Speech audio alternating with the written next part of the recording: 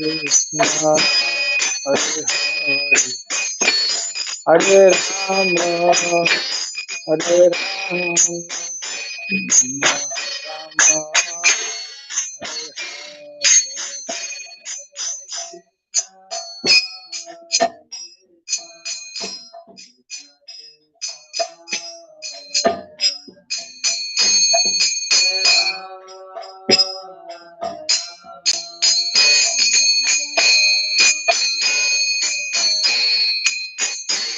Hare Krishna,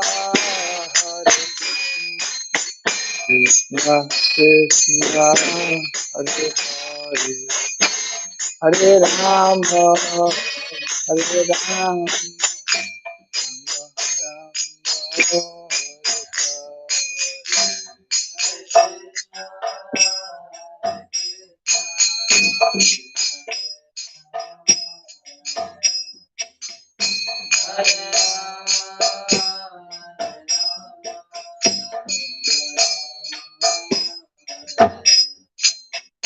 Hare Krishna, Hare Krishna, Krishna Hare Hare, Hare Rama, Hare Rama,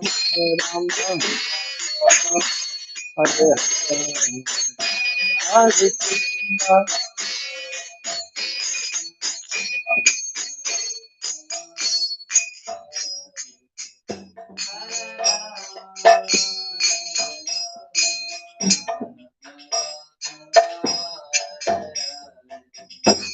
Hare Krishna, Hare Krishna, Krishna Hare Hare, Hare Rama, Hare Rama,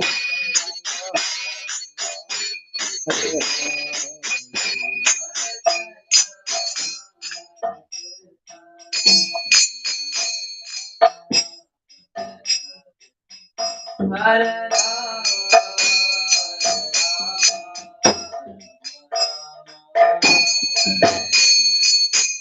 Hare Krishna, Hare Krishna, Krishna Hare Rama, Hare Hare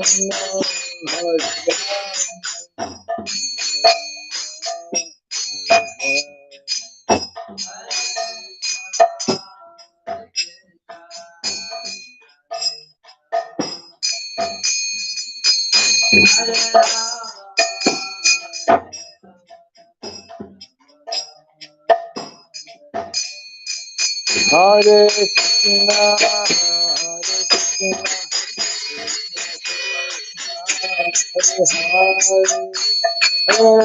Krishna, Hare Rama, Hare Rama, Hare Hare.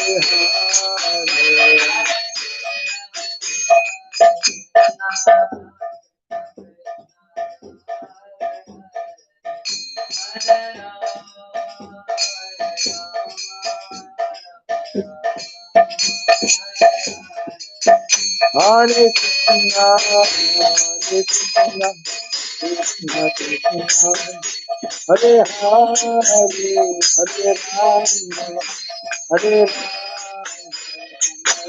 Rama, Hare Rama, Hare Hare.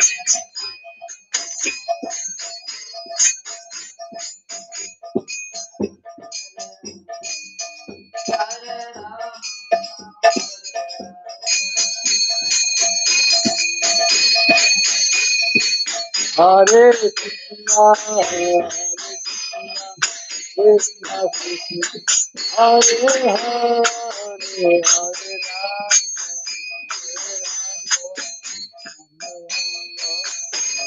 Hare Rama,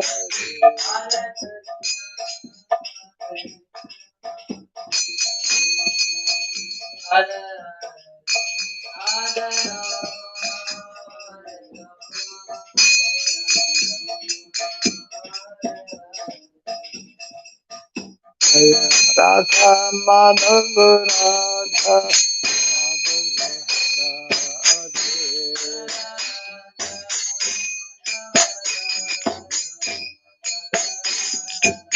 Jaya Radha Madhava Radha Madhava Radha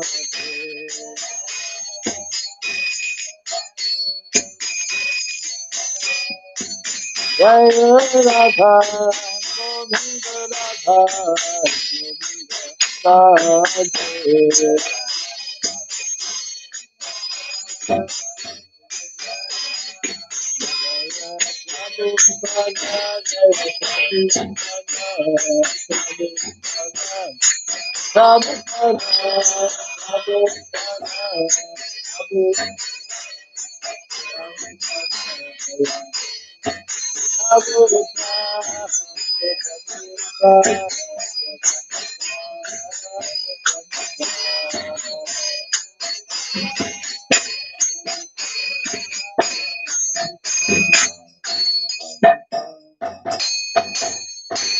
Gaur Pimanandi Jai Supad Paramahamsa Pri Vrajakacarya Stotra Satya Sri Srimad His Divine Grace Hilaboy Charanaravind Bhakti Vedanta Swami Srila Prabhupada Ki Ananta Koti Vaishnava Vrinda Ki ISKCON BBT Founder Acharyas Divine Grace Srila Prabhupada Ki Namacharya Srila Haridas Thakur Ki Samaveta Bhakti Vrinda Ki Harinam Sankirtan Ki Granthara Srimad Bhagavatam Ki Jai Nitai Gaur Pimanande.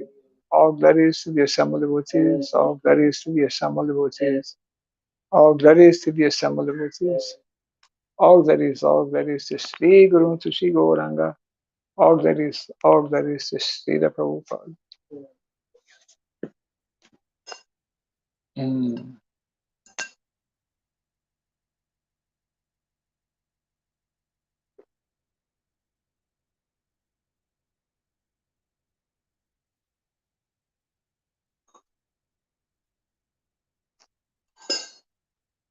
Om Agyanatimirandasya Gyananjana Sarakaya Dakshurandilitam Jena Tasmai Sri Gurave Namaha Sri Chaitanya Manobhistam Stapitam Jena Bhutale Swayam Rupa Kadamahim Dadati Swapadantikam Vandeham Sri Guru Sri Jita Padakamalam Sri Gurun Vaishnavam Sya Sri Rupam Sagrajatam Sahagana Raghunatan Vitam Tvam Sajivam Sadvaitam Savadutam Parijana Sahitam Krishna Chaitanya Devam Sri Radha Krishna Padam Sahagana Lalita Sri Vishakanditam Sya Hey Krishna Karuna Sindhu Dinabandhu Jagat Gopesha Gopika Kanta Radha Kanta Namostute Tapta Kanchana Gourangi Radhe Vrindavaneshwari Vrishabhanu Suti Devi Pranamami Hare Priya Vansakalpa Tarubhyascha Kripa Sindhu Vyaivacha Patitanam Pavanebhyo Vaishnavebhyo Namo Namaha Narayanam Namaskritya Naram Chaiva Narottamam Devim Sarasatim Vyasam Tato Jayamadivaya. Before reciting the Srimad Bhagavatam, which is our very means of conquest, let us first offer respectful obeisances unto Narayana, Supreme Personality of Godhead, unto Narayan Rishi, the supremmost human being, unto Mother Saraswati, the goddess of learning, and unto Srila Vyasadeva, the author. Nasta Krayesha Bhadreshu Nityam Bhagavata Sevaya Bhagavati Tamashloke Bhaktir Bhavati Naistiki. By regularly hearing the Srimad Bhagavatam and by rendering a service unto the pure devotee, all that is troublesome within the heart becomes destroyed practically to nil, and loving devotional service unto the Supreme Lord, who is praised with transcendental songs, it becomes established as an irrevocable fact. Idam Bhagavatam Nama Puranam Brahmasamhitam Uttama-shloka Charitam Chakara Bhagavan Rishi Nishreyasayalokasya Dhanyam Swasyaya Namaha. This Srimad Bhagavatam, known as the Grantaraj, the king of all Vedic literatures, is the literary incarnation of God. It is compiled by the incarnation of God, the Srila Vyasadeva. It is meant for the ultimate good of all people. It is all successful, all blissful, and all perfect. Shri Krishna Chaitanya Nityananda Shri Advaita Gadadhara Srivasadi Gaura Bhakta Vrinda.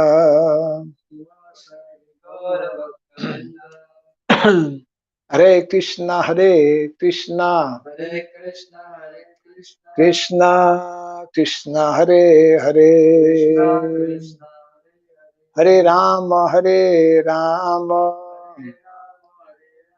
Rama Rama, Hare Hare. Om Namo Bhagavate Vasudevaya.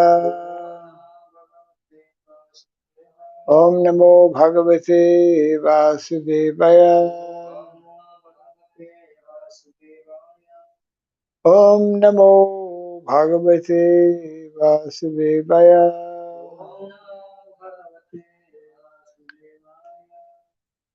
Om Sarabhyai Namaha.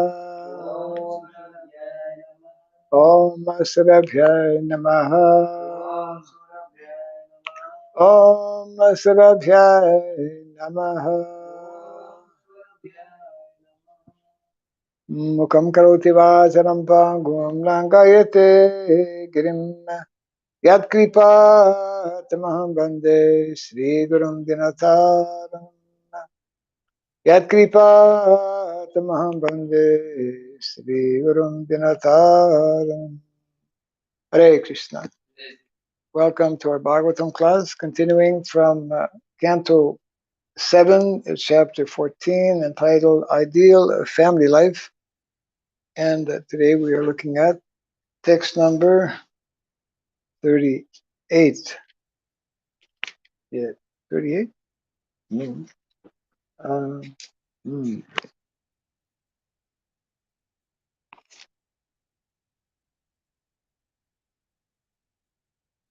Let's see.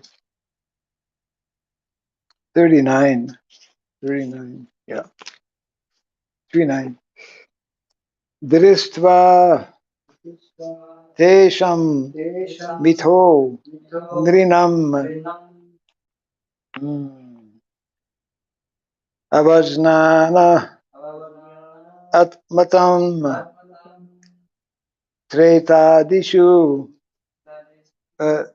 Nripa Tretadishu Harer Archa Kriyayai Kabibhi Krita Dritsva Tesham Mitho Nrinam Avajnanat Matam Nripa Tretadishu Harer Archa Kriyaya Kabibhi Krita Dristva Tesham Mitho Nrinam Avajnanat Matam Nripa Tretadishu Harer Archa Kriyaya Kabibhi Krita Tristava Tesham Mitho Nrinam Avajnanat Matam Nripa Tretadishu harer archa kriyayai kabibhi krita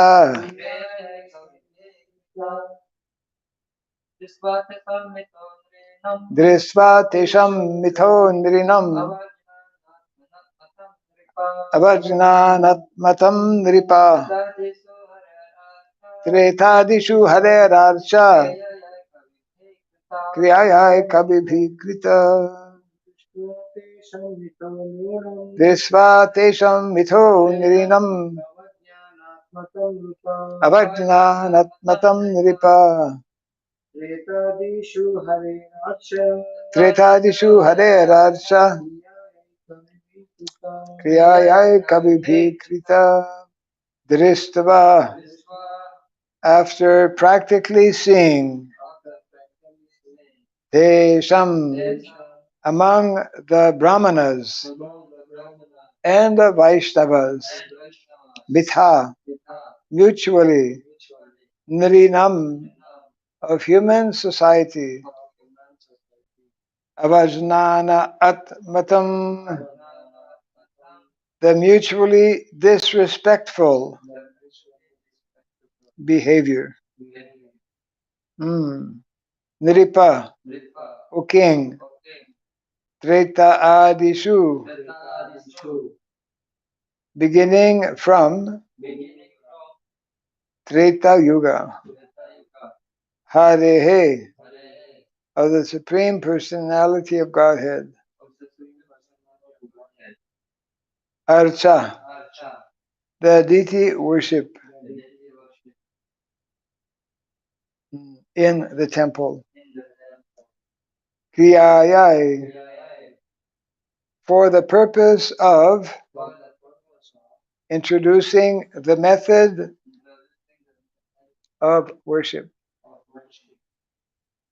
Kabibhi, by learned persons, Krita, has been done.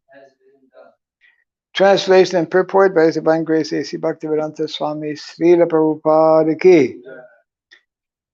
My dear king, when great sages and saintly persons saw mutually disrespectful dealings at the beginning of Treta Yuga, deity worship in the temple was introduced with all paraphernalia. Kindly repeat after me.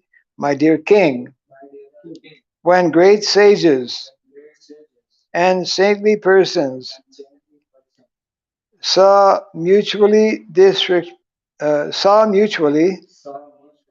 disrespectful dealings at the beginning of Treta Yuga, deity worship in the temple was introduced with all paraphernalia. Purport by Srila Prabhupada. As it is said in Srimad Bhagavatam 12.3.52, Kriteyad Jayano Vishnum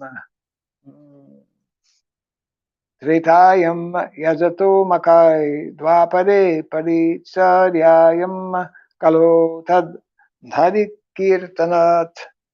Translation.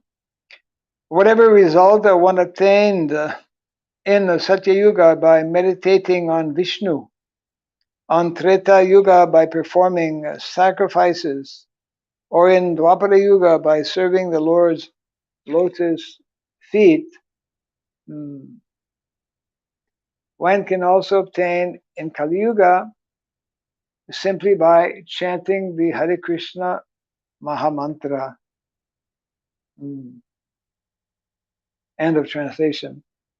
In Satya Yuga, every person was spiritually advanced, and there was no envy between great personalities. Gradually, however, because of material contamination with the advance of the ages, disrespectful dealings appeared even among Brahmanas and Vaishnavas. Actually, an advanced Vaishnava is to be respected more than Vishnu.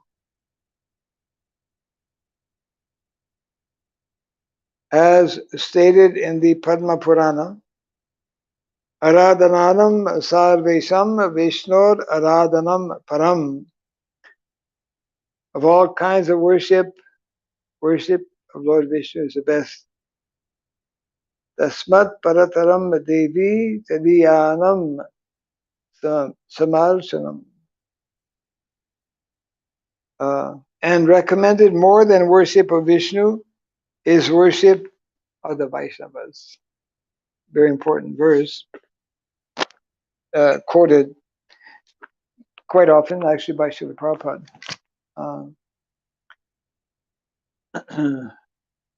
Formerly, all activities were performed in connection with Vishnu. But after Satya Yuga, there were symptoms of disrespectful dealings amongst Vaishnavas. So it's not only in Kali Yuga. All the way back, that goes all the way back, Treta Yuga. Yeah. Srila Bhaktivinoda Thakur has said that a Vaishnava is he who has helped others become Vaishnavas. Yes. An example of one who has converted many others into Vaishnavas is Narada Muni, of course. A powerful Vaishnava who has converted others into Vaishnavas is to be worshipped. But because of material contamination, sometimes such an exalted Vaishnava is disrespected by others, is disrespected by other minor Vaishnavas. When great saintly persons saw this contamination, they introduced worship of the deity in the temple. This began in Treta Yuga and was especially prominent in Dwapara Yuga, Dwapare Paricharyayam. But in Kali Yuga, worship of the deity is being neglected. Therefore, chanting of the Hare Krishna mantra is more powerful than deity worship. Sri Chaitanya Mahaprabhu set a practical example in that he did not establish any temples or deities, but he profusely introduced the sankirtan movement. Therefore, Krishna conscious preachers should give more stress to the sankirtan movement, especially by distributing transcendental literature more or less. This helps the sankirtan movement. Whenever there is a possibility to worship the deity, we may establish many centers.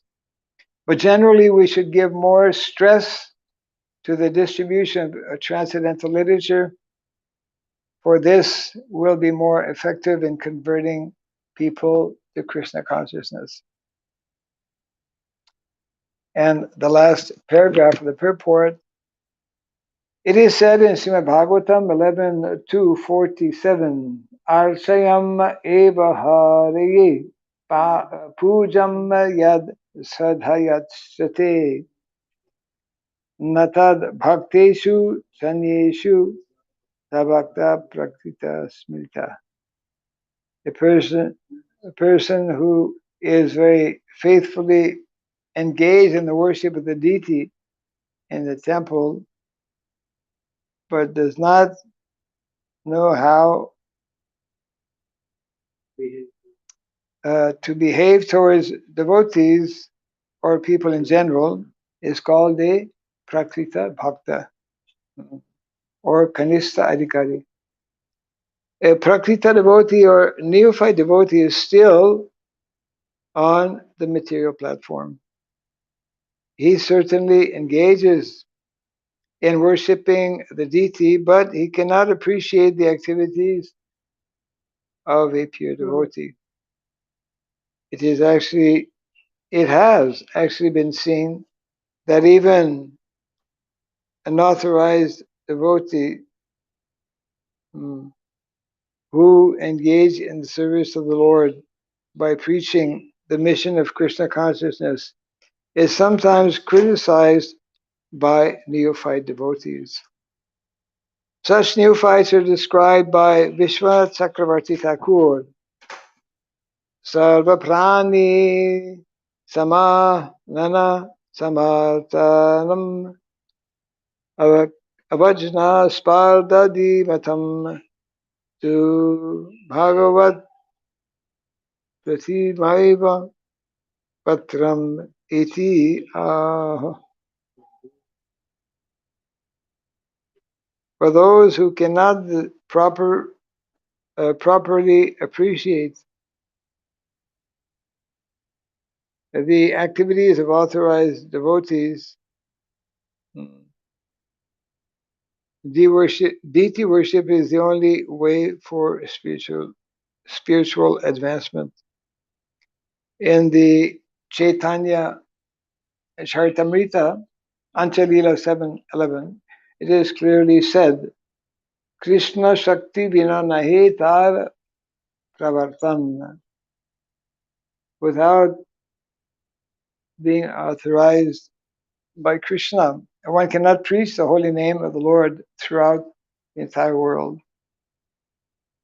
Nevertheless, a devotee who does so is criticized by neophyte devotees.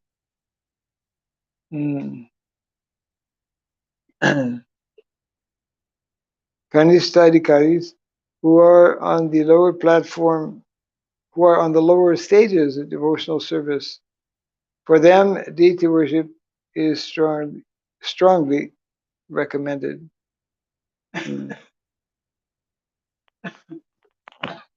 So just reading the verse again, especially for those who just now come in.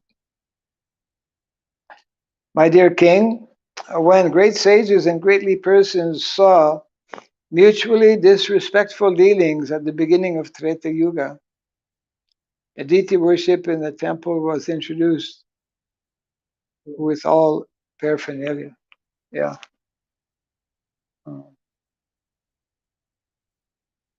It's interesting how Srila Bhaktivinoda Thakur also points out that in the beginning of Kali Yuga, now we're talking about the beginning of Treta Yuga, we cannot even imagine. In the beginning of Treta Yuga, because we've not really experienced what is like Satya Yuga. Satya Yuga is like everyone is peaceful, everyone is self-realized, you know. That's why in the Bhagavatam it mentions in Satya Yuga, there's no need of varnasrama because you don't need kshatriyas. Everyone is a law-abiding citizen. Everyone is completely living in harmony with one another. And people are just like people who live in Hawaii. Hawaii is a little bit like a little bit like Bali, actually. Like Bali is Swargaloka, a little bit. He's coming from Swargaloka. Everyone wearing flowers in their ears. All the time, you know. Both sides usually. Garland, yeah. You know. I mean, everywhere. The whole island is full of candomblé trees, you know. It's like the Hawaii. Prabhupada liked very much to go to Hawaii because Hawaii is very tropical, full of coconut trees and flowers and very beautiful weather. Of course, not everyone in Hawaii and not everyone in Bali is on the transcendental platform. Rather, the opposite in many ways, because there's so much opportunity for sense gratification. But in Satya Yuga, everyone is like you don't need all kinds of rules and regulations. Everyone is law-abiding and peaceful, and even I was mentioning about Hawaii. In Hawaii, you can live off the fruits. You don't need to cultivate, right? So farming was like not even really necessary. People were completely in the mode of goodness and above. There was no.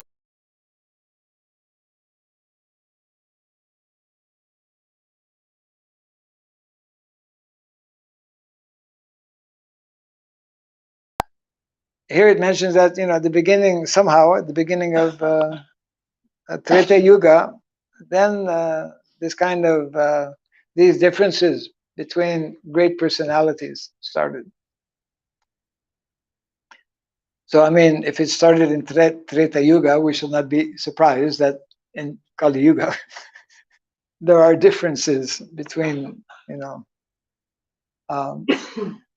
Srila Bhaktivinoda Thakur specifically mentions how in the beginning of Kali Yuga, and we see this in the pastimes actually of like between Parikshit Maharaj and the king and Sringhi, the son, not the king, Parikshit Maharaj and this sadhu Brahmana who whose son was Sringhi and who cursed Parikshit Maharaj to die within 7 days. And Srila Bhaktivinoda Thakur points out how this was the beginning of the enmity, of the friction between the Brahmanas and the Kshatriyas. And to this day actually has continued, um, because Brahmana designation, Kshatriya designation is a material designation on the bodily platform. Unless one rises and remains fixed, firmly situated in the above the Brahminical status, above the mode of goodness, means in pure goodness, which is the special and unique characteristics of Vaishnavas, then there is bound to be this kind of friction and a clash. So therefore, our more recent acharyas, beginning with Bhaktivinoda Thakur, Srila Bhaktisiddhanta Saraswati Thakur, and of course our founder Acharya Srila Prabhupada, who is often referring to the Goswamis in Vrindavan because today just happens to be the Tirubhavstiti of Srila Rupa Goswami. So Prabhupada would remind us, we are Rupanugas. We are meant to follow in the footsteps of Srila Rupa Goswami and all the Goswamis of Vrindavan, who this is a unique, special feature of what the Goswamis have presented. They are, of course, simply following the instructions. They have received all of this knowledge actually from Lord Chaitanya Mahaprabhu, how to bring individuals, even people who are as fallen as they come in Kali Yuga. Kali Yuga is that time, that period of time in history where the most degraded personalities appear. Basically, that's the symptom of Kali Yuga. So even for those fallen living entities in Kali Yuga, if one takes up the process as recommended by the Goswamis of Vrindavan, means the process of bhakti. That process. So therefore, Daiva-varnasrama. Uh, Varnasrama has been since the beginning of Kali Yuga, practically speaking, in many ways, because of this enmity between the Brahmanas and the Kshatriyas. They are the two main leaders who are meant to inspire and give direction to people in general. So when these two prominent leaders in society are not uh, working together, then naturally it brings all kinds of disruption within society and confusion. So therefore, that for us should underline even more so the importance of introducing this philosophy of Krishna consciousness, which only this understanding brings us above these modes of material nature. So in other words, we are definitely, just 2 days ago I was having a conference call actually with some of our devotees in Ukraine who have been interested and have been following also uh, Varnasrama, and one of our communities in Ukraine where uh, the population there has increased because of the ongoing conditions there in the country. But the question being asked by the devotees, the theme of our discussion in our conference call just like 2 days ago, 2 days ago, uh, yeah, just a few days ago, was what is the difference between Varnasrama and Daiva-varnasrama, isn't it? So, Varnasrama, Krishna is showering flowers on you. Wonderful. The demigods are just, arranging for you to get. That's what happens when one attends Bhagavatam class some distance away. So, a very interesting question, very important question, also very important for us as devotees who are meant to cultivate the science of bhakti, because the aim of life, the purpose of life, is to come to that level of transcendence, fully, completely beyond any material consideration. Uh, so, in our discussion, of course, the point was being made that our recent acharyas have specifically introduced the term daiva, because normally varnasrama means Daiva-varnasrama, because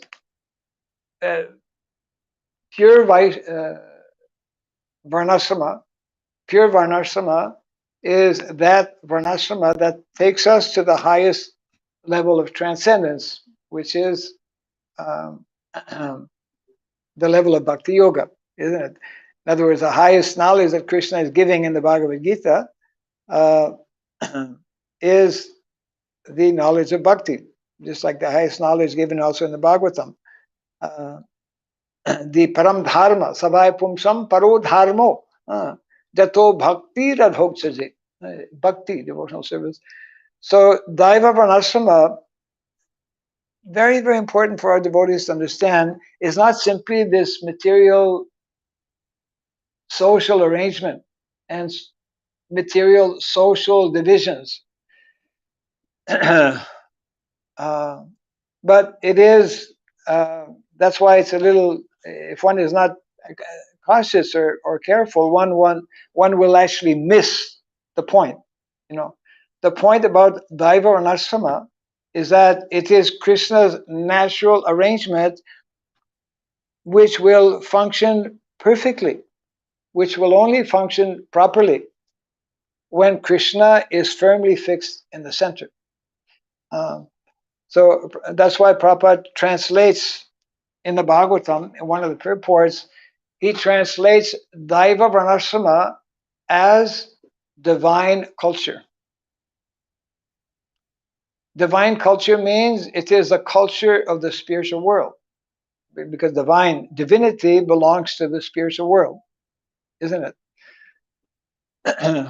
So in other words, Daiva-varnasrama is that natural material system and arrangement of the varnas and the ashramas, where Krishna is in the focus, is in the center, and all the members of Daiva-varnasrama, beginning with we could say, lower echelon of Shudra,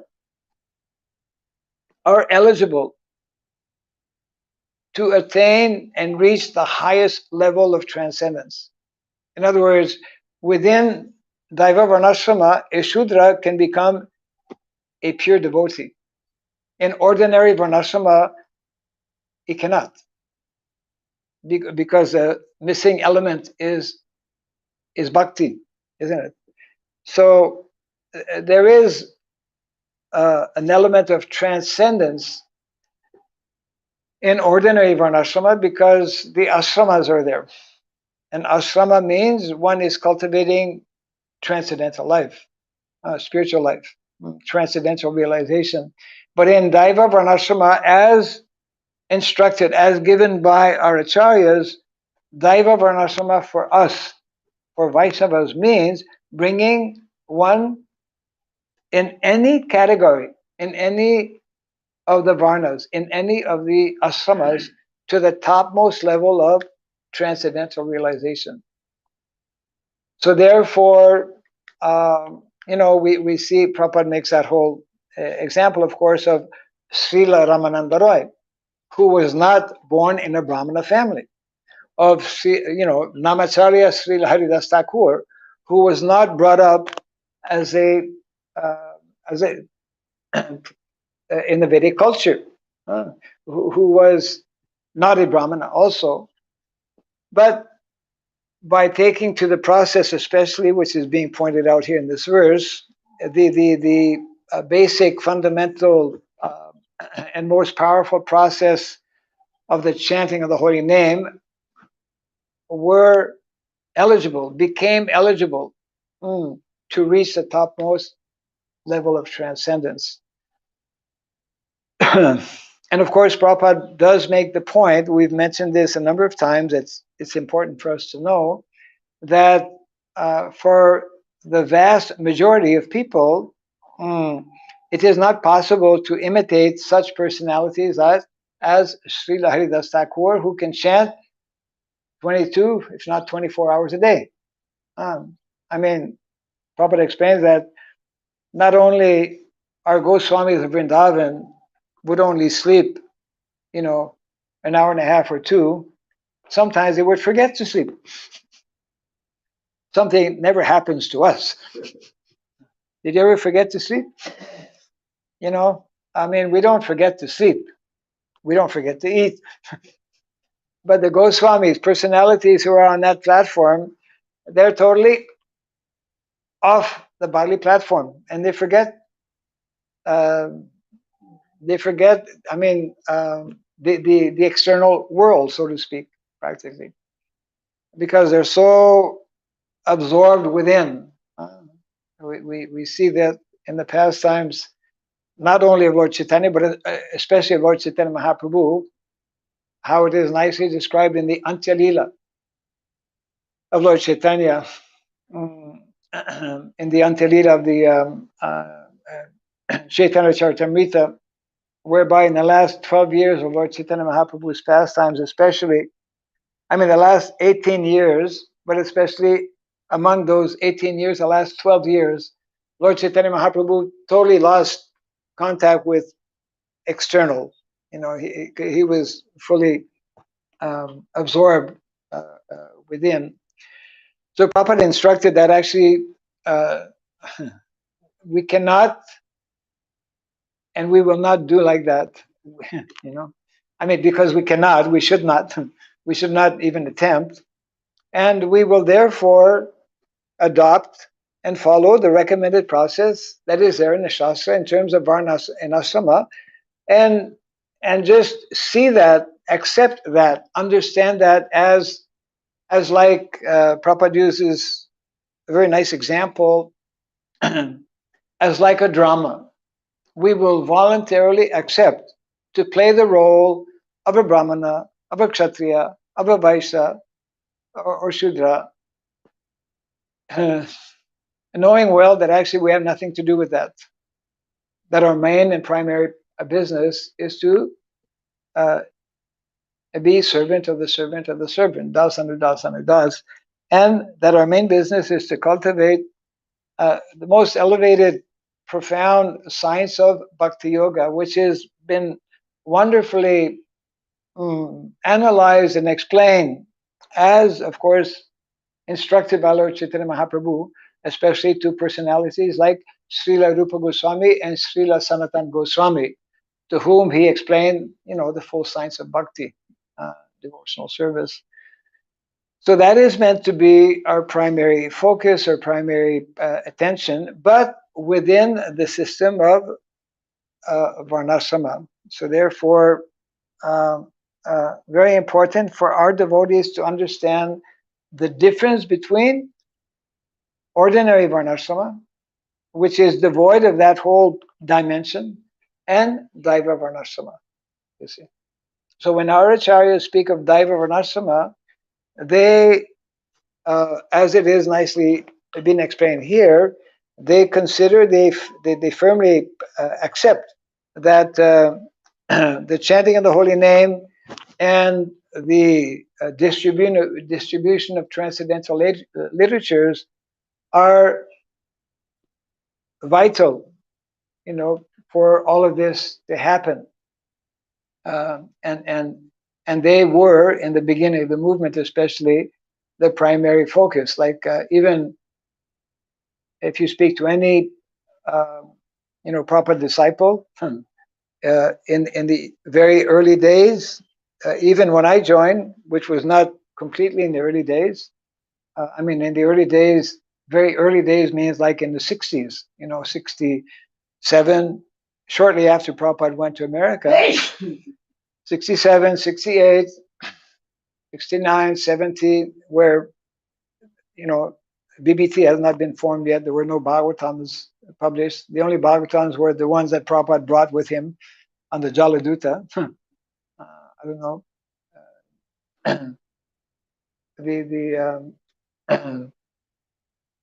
So in the early days, the main focus and emphasis was actually on chanting, on Harinam, and devotees would go. I remember going also for hours and hours every day, actually, on chanting sankirtan, chanting of the holy name, and distributing Back to Godhead magazine.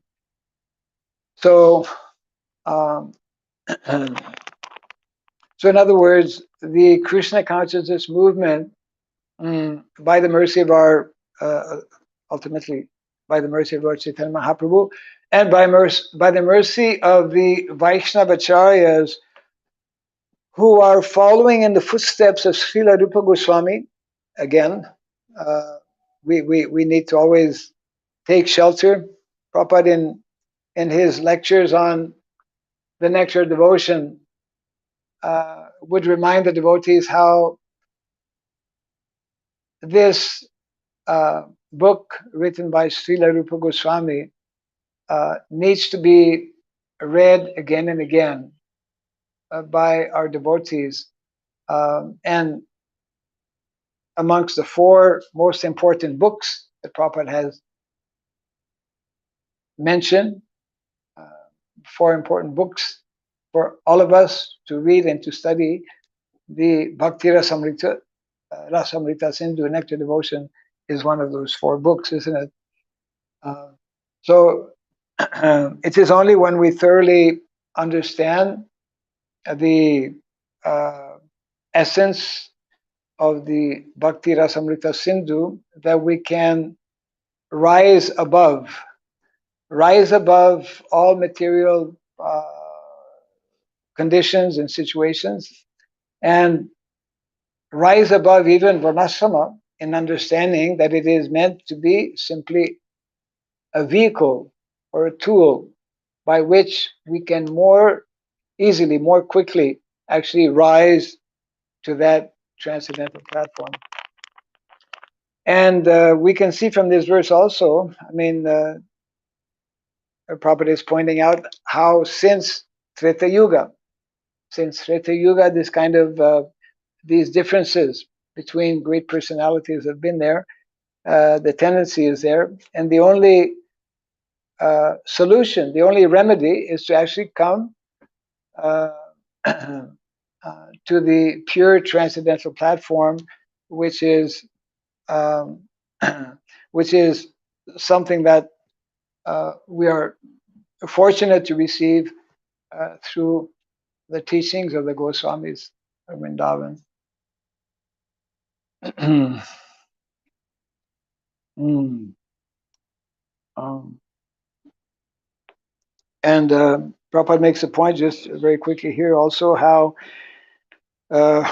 yeah, when this kind of difference started to happen, then the deity worship was introduced. This is explained in the purport. However, but in Kali Yuga, Prabhupada explains worship of the deity is being neglected, and therefore the chanting of the holy name, Prabhupada makes that statement here, is more powerful than deity worship. The chanting of the holy name is more powerful than deity worship, and therefore the preachers of the Krishna consciousness movement should give more stress to the sankirtan movement, especially in distributing transcendental literature more and more. And whenever it is possible. So anyways, Prabhupada, we know in his essay on Gita Nagari, explain these things nicely also by mentioning about these four movements that we occasionally bring up because they are nicely explained, and they take into consideration these points that are being made here about the basis. Books are the basis. These are four aspects related to these four movements. You know, the four movements of the Sankirtan movement, the deity worship movement, the spiritual initiation movement, and the classless movement, which means Varnasrama. And then these four, books are the basis. Books are the basis are referring to the Sankirtan movement. Books are the basis. Then deity worship movement. Purity is a force, because you cannot have proper deity worship unless you have qualified brahmanas who are pure. Brahmana means someone who's pure. Books are the basis. Purity is a force. Then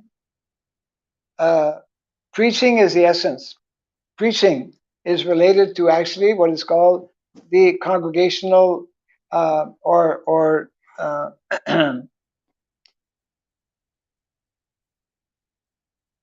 helping individuals to become qualified to commit themselves by taking initiation. So spiritual initiation movement is what Prabhupada spoke about, which is corresponding in our present developments within ISKCON society as congregational development. Congregational development means spiritual initiation movement, which is connected with preaching is the essence. And the fourth one, which we forget and don't yet understand, is utility is a principle. Utility is a principle. Utility is a principle means we have to properly utilize what we have, what has been given to us, what exists in the material world. And therefore, the proper utility, in other words, of the material energy, of the material resources of the material world, Utility is a principle. So utility is a principle is referring directly to varnasrama development, which is, when properly understood, giving us the proper understanding, for example, of very down-to-earth, practical things, such as how to most practically and most economically and most scientifically meet our various necessities of life, because we are here in the material world, isn't it? So these four movements are indirectly are interconnected with these four principles that Prabhupada would sometimes be mentioning as well, in terms of books are the basis, um, purity is a force, preaching is the essence, and utility is a principle. I will read the verse once again if there's any comment or question on this. This is Narada Muni speaking. Yudhisthira Maharaj, my dear king, when great sages and saintly persons saw mutually disrespectful dealings at the beginning of Treta Yuga, deity worship in the temple was introduced with all paraphernalia.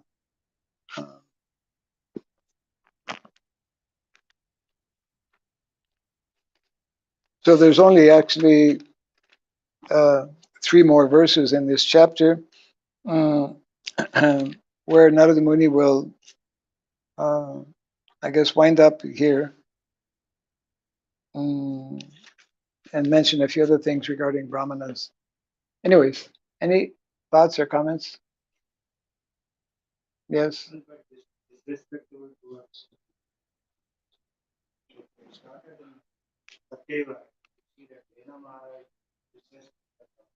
Who? Vena. King Vena. Yeah. Well, I mean, different things, but it usually was rare. But as the yuga progresses, then the modes of nature are more, especially the modes of passion and the mode of ignorance. So yeah, King Vena is one example. I guess one could find other examples also.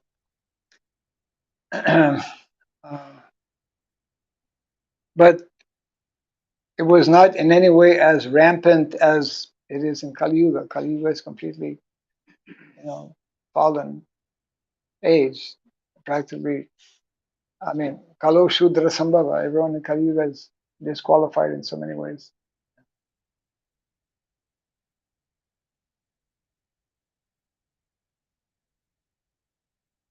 And also seeing that especially somebody's second initiation will go particular. Then how can perfect purpose saying that who is So your point is that in our ISKCON society, we give second initiation so that people can do deity worship. Of course, that's not the only reason. And the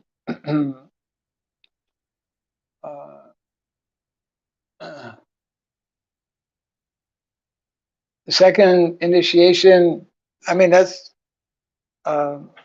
just like from the time of Srila Bhaktivinoda Thakur, to reinstate or to reestablish the original mission of Lord Chaitanya Mahaprabhu. Srila Bhaktivinoda Thakur wanted, he spoke on a number of occasions, although his main focus was also bhakti, devotional service, but he also made some important statements regarding varnasrama, and he specifically instructed his son, Srila Bhaktisiddhanta Saraswati Thakur, to gradually reintroduce certain aspects, in particular uh, the Brahmana thread or sannyas. I mean, Bhaktisiddhanta Saraswati Thakur took sannyas, and he introduced giving of Brahmana Diksha. And what I'm saying is that it's just like, you know, if we study a little bit of history, we can see how at different times um, changes were made to try to bring things back to their original state.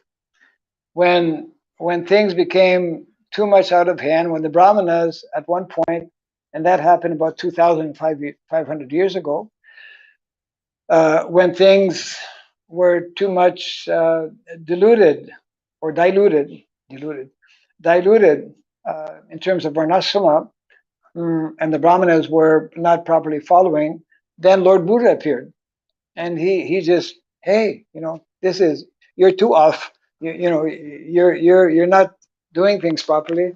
So he rejected the whole Vedic culture, the whole, he rejected the Vedas, and he established Buddhism. We know from our acharyas that this was the beginning, because in establishing Buddhism, Lord Buddha emphasized many of the essential teachings of the Vedas, because the teachings of Buddhism are actually from the Vedas. Then we know that Shankaracharya came to reestablish actually the Vedas, the teachings of the Vedas, but in an impersonal way. And then gradually different Vaishnavacharyas appeared to introduce the personal dimension, isn't it, aspect of the Vedic literatures.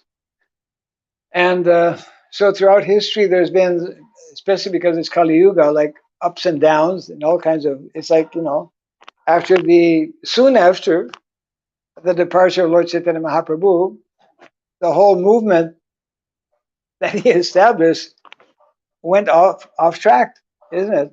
And for a long time, for 300 years, Lord Chaitanya Mahaprabhu's was like lost practically, was lost to Sahajism, to Smarta Brahmanas and Sahajas.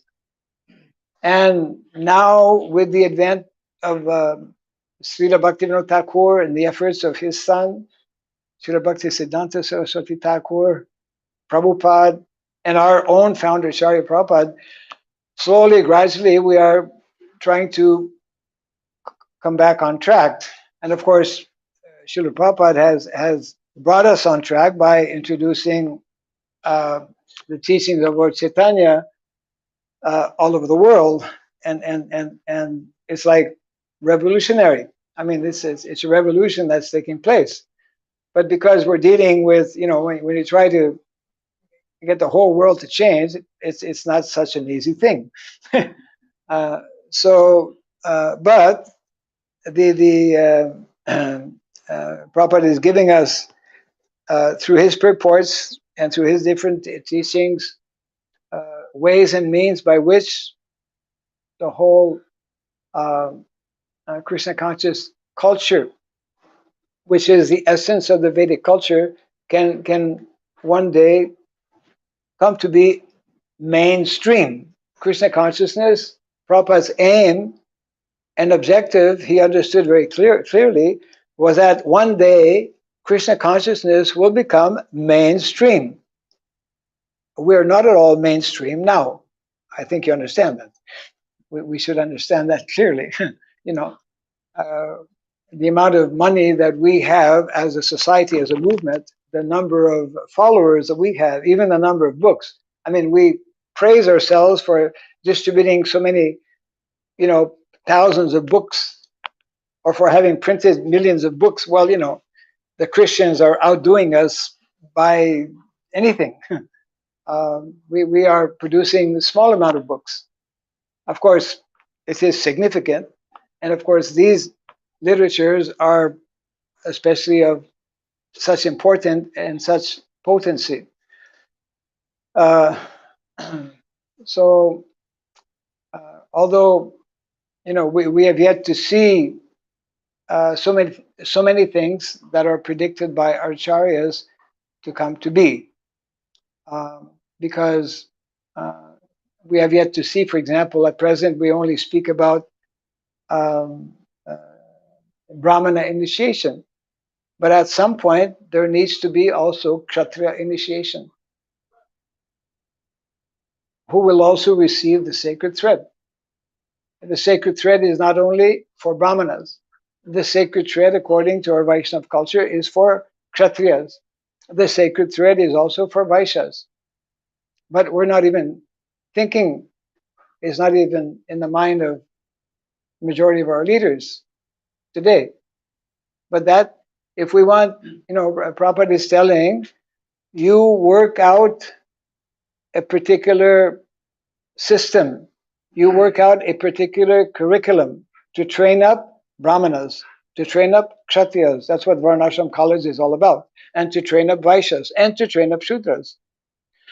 And the system is that those who are especially meant to be the natural leaders in society, the Brahmanas, the Kshatriyas, and the Vaishyas, they will be recognized. They will be, Prabhupada uses the word categorized, designated. He uses the word designated.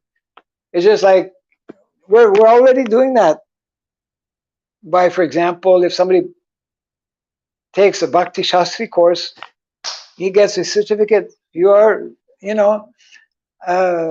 recognized as Bhakti Shastri graduate. Same with Bhakti Bhaiva. So we're already designating individuals who have come up to a particular standard. So Prabhupada was very clear. We will not be successful as a movement. We will not be relevant to society unless we have not only trained Brahmanas but also trained Kshatriyas. Unless we have trained farmers. Trained Vaishya means a trained farmer, people who know the dangers of using chemical fertilizers, who understand how devastating it is when we deviate from the natural way of dealing with Mother Nature. When we allow all kinds of unnatural ways to exploit more and more Mother Nature, to exploit more and more of Mother Cow, isn't it? To exploit more and more the field of education, modern education, which is taking place. So, therefore, the importance of not only reading but of studying very deeply these instructions given by especially our founder Acharya. And Prabhupada also recommended and encouraged us to read, the writings of other Vaishnava Acharyas, because it's all complementing. Prabhupada, in translating his Nectar Devotion, he was maybe in Los Angeles when the book was newly published. It's one of the series, and the Nectar Devotion series actually on the Nectar Devotion. So he's telling, now we have published this very important book by Srila Rupa Goswami, and it's, of course, pertinent to speak about it because it is his disappearance today. Srila Rupa Goswami's Nectar Devotion. And Prabhupada mentions actually this book is now being published, and it has 450 pages or so, whatever it is. And then Prabhupada mentioned, but actually, if to have properly or fully translated this book, it would have been over 1,000 pages. But I am making it easy for you by giving you the short, but essence of the Nectar of Devotion. So what I'm saying is that You know, our Goswamis in Vrindavan and such type of personalities who were really, brahmanas, they would be spending hours and hours and hours every day studying the Shastra, because that's what a Brahmana is meant to do. A Brahmana, we give sometimes, we're forced practically to give somebody, we call a Brahmana thread, it's a sacred thread, uh, because one should not go on the altar without having a thread, isn't it? So some time back, for example, here in Mayapur, I remember, and I think they still follow that, many of the Gurukul boys have a sacred thread, but they're just given the first line of Gayatri so that they can go on the altar. They're not yet Brahmanas, but they have a Brahmana thread, and it means they are following the basic principles of a Brahmana, and in this way they can assist and help on the altar. So this is a whole culture, which is only possible when we have actual Varnasrama colleges. And because we don't have Varnashram college, we have not taken up this most important instruction given by Prabhupada. Therefore, we are missing out. Therefore, we are not understanding so many things about Varnasrama because we've not taken the courses that Prabhupada wanted us to introduce in these Varnashram colleges. We don't, how we can become mainstream. Mainstream means that our members of the society are meant to give proper guidance to kshatriyas, to leaders in society. How are we able to do that? How will we be able to do that if we don't know the science of politics? It is one of the Vedic sciences. It is called Dandaniti. It is a bona fide science upon which, all great personalities like Bhishma Dev, all of the Pandavas, they studied this Dandaniti.